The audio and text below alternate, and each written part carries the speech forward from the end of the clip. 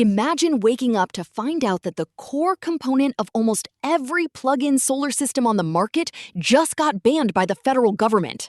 That's exactly what happened on July 28th. The FCC added foreign-produced power inverters to its covered list. No phase-in, no grace period, just an immediate block on new market authorizations. But before you panic, if you already own a system or if you're shopping for one right now, the sky isn't actually falling. Right, the headlines missed a massive technicality, but the long-term impact on innovation, that's a completely different story. Welcome to Plug-in Solar US latest news, where we break down the policy shifts, market moves, and technology updates shaping the future of plug-in solar. I'm Lisa. And I'm Mike. Today, we're talking about a regulatory earthquake. On July 28, 2026, the Federal Communications Commission, the FCC, took action on a national security determination from the White House. They added foreign-produced power inverters to the covered list. Mike, for people who don't track federal communications law, what is the covered list and what does this actually mean? The covered list is essentially the FCC's roster of equipment that they've decided poses an unacceptable risk to U.S. national security. Once a device category is on that list, the FCC stops issuing new equipment authorizations for it. And without that authorization, you cannot legally import, market, or sell that device in the United States. So they banned foreign inverters. And since plug-in solar relies almost entirely on microinverters manufactured overseas, specifically in China, this sounds like a death blow to the industry. But you said the headlines got it wrong. They did. The critical distinction is that this ban applies only to prospective authorizations for new device models. Wait, so existing models are exempt? Exactly. If an inverter model already held an FCC equipment authorization before July 28, 2026, it remains completely untouched.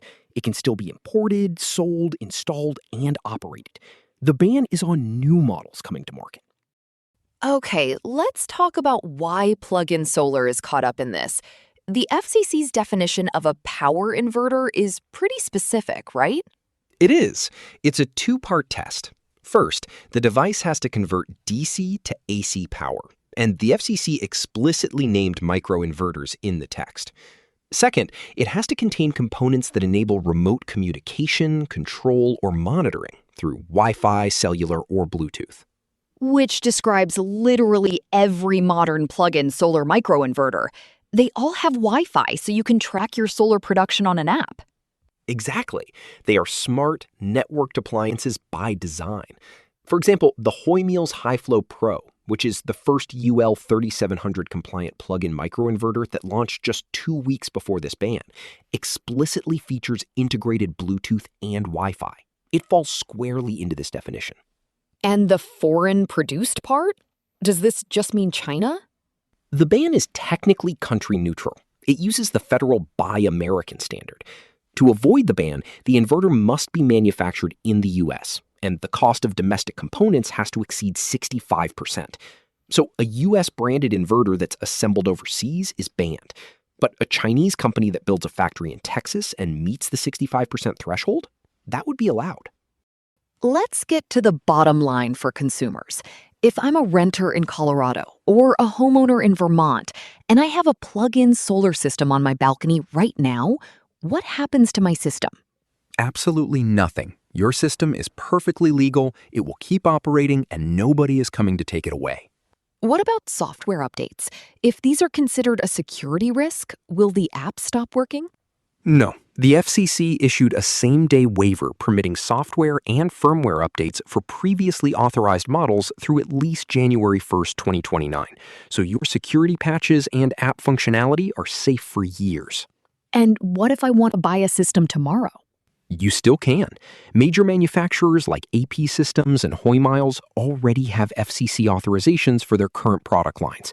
AP Systems actually put out a statement confirming their entire current portfolio holds valid FCC authorization and is unaffected. You can still buy those kits from retailers today. Okay, so the present is secure. But what about the future? If foreign manufacturers can't get new models authorized, what happens in a year or two? That's where this gets really concerning. New product development for the US market is effectively frozen. Every time a manufacturer wants to release a next-generation microinverter, maybe one with higher wattage, better efficiency, or new safety features, they need a new FCC grant. Now, they can't get one. And plug-in solar is still in its infancy here. We just got the UL 3700 safety standard finalized. We need more innovation right now, not less. Exactly. The competitive landscape is going to narrow dramatically. Right now, Enphase Energy is the only major microinverter manufacturer with significant US production capacity. But Enphase hasn't released a plug-in solar specific product yet. If they do, they'll have almost no foreign competition for new models. Less competition usually means higher prices. It almost certainly will. And while foreign companies can apply for conditional approval to bypass the ban if they commit to building US factories, that process is incredibly strict. No Chinese firm has ever successfully used it for routers or drones in the past. Let's talk about the why. Why did the White House and the FCC do this? It's a specific theory of cybersecurity risk. The fear is that because these inverters are connected to Wi-Fi, a foreign adversary could push a malicious firmware update that shuts down millions of solar arrays simultaneously, destabilizing the US power grid. Is there actual evidence of that happening? It's debated. In early 2026, the Department of Energy inspected 30 Chinese-manufactured inverters and found no definitive evidence of malicious wireless functions.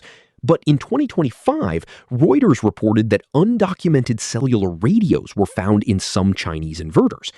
The administration's stance is that the physical hardware isn't the issue. The mere capability to push remote firmware updates is an unacceptable risk to critical infrastructure. So the risk is purely digital.